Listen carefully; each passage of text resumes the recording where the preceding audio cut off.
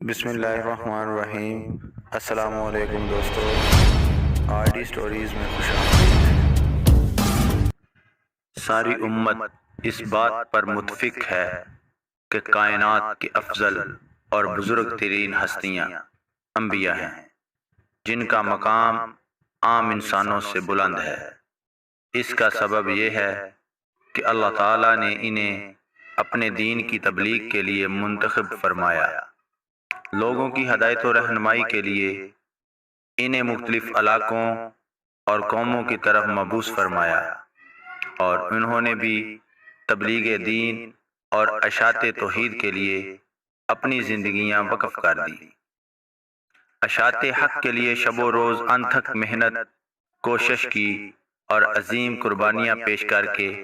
پرچم اسلام بلند کیا۔ قرآن کریم میں اللہ تعالیٰ نے جا بجا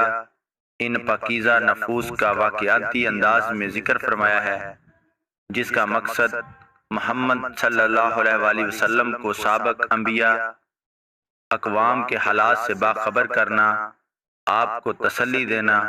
اور لوگوں کو عبرت و نصیحت پکڑنے کی دعوت دینا ہے۔ بہت سی احادیث میں انبیاء علیہ السلام کے قصص و واقعات بیان کیے گئے ہیں۔ آج کا یہ واقعہ قوم سمود حضرت صالح علیہ السلام کی قوم کے بارے میں ہے۔ حضرت صالح علیہ السلام قوم سمود کی طرف نبی بنا کر بھیجے گئے۔ آپ نے جب قوم سمود کو خدا کا فرمان سنا کر ایمان کی دعوت دی تو اس سرکش قوم نے آپ سے یہ معجزہ طلب کیا کہ آپ اس پہاڑ کی چٹان سے ایک گابن اونٹنی نکالیے جو خوب فربا اور ہر قسم کے عیوب و نقائص سے پاک ہو۔ چنانچہ آپ نے چٹان کی طرف اشارہ فرمایا تو وہ فوراً ہی پھٹ گئی، اور اس میں سے ایک نہایت ہی خوبصورت و تندرست اور خوب بلند قامت اونٹنی نکل پڑی، جو گابن تھی، اور نکل کر اس نے ایک بچہ بھی جنا، اور یہ اپنے بچے کے ساتھ میدانوں میں چرتی پھرتی رہی۔ اس بستی میں ایک ہی تالاب تھا جس میں پہاڑوں کے چشموں سے پانی گر کر جمع ہوتا تھا۔ آپ نے فرمایا کہ اے لوگو، دیکھو یہ معجزہ کی اونٹنی ہے،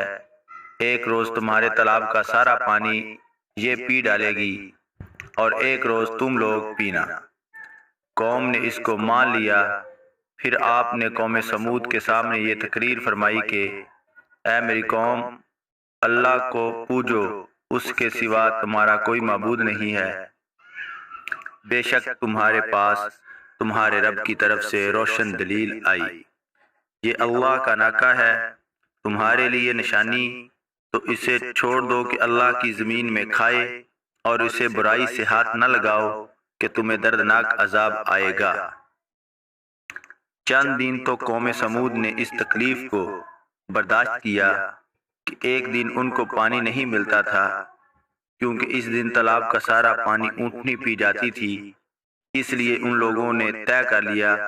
کہ اس اونٹنی کو قتل کر ڈالے۔ چنانچہ اس قوم میں قدار بن سالف، جو سرخ رنگ کا بوری آنکھوں والا اور پستہ قد آدمی تھا، اور ایک زناکار عورت کا لڑکا تھا، ساری قوم کے حکم سے اس اونٹنی کو قتل کرنے کے لیے تیار ہو گیا۔ حضرت صالح علیہ السلام منع ہی کرتے رہے، لیکن قدار بن سالف نے پہلے تو اونٹنی کے چاروں پاؤں کاٹ ڈالا، پھر اس کو ذبح کر دیا، اور انتہائی سرکشی کے ساتھ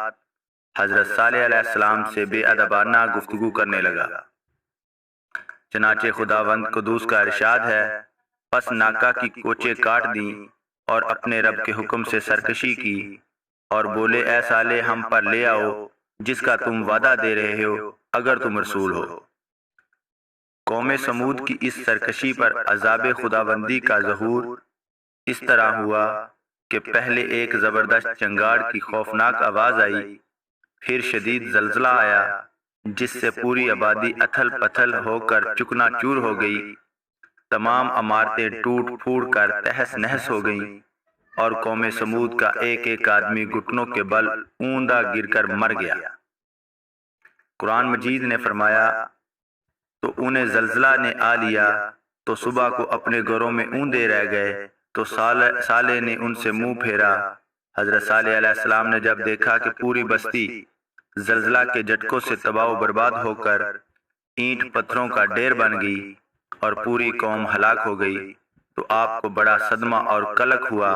اور آپ کو قوم سمود اور ان کی بستی کے ویرانوں سے اس قدر نفرت ہو گئی کہ آپ نے ان لوگوں کی طرف سے منہ پھیر لیا اور اس بستی کو چھوڑ کر دوسری جگہ تشریف لے گئے، اور چلتے وقت مردہ لاشوں سے یہ فرما کر روانہ ہو گئے: اے میری قوم، بے شک میں نے تمہیں اپنے رب کی رسالت پہنچا دی اور تمہارا بھلا چاہا، مگر تم خیر خواہوں کے غرضی ہی نہیں۔ خلاصہ کلام یہ ہے کہ قوم سمود کی پوری بستی برباد ویران ہو کر کھنڈر بن گئی، اور قوم پناہ کے گھاٹ اتر گئی کہ آج ان کی نسل کا کوئی انسان روئے زمین پر باقی نہیں رہ گیا۔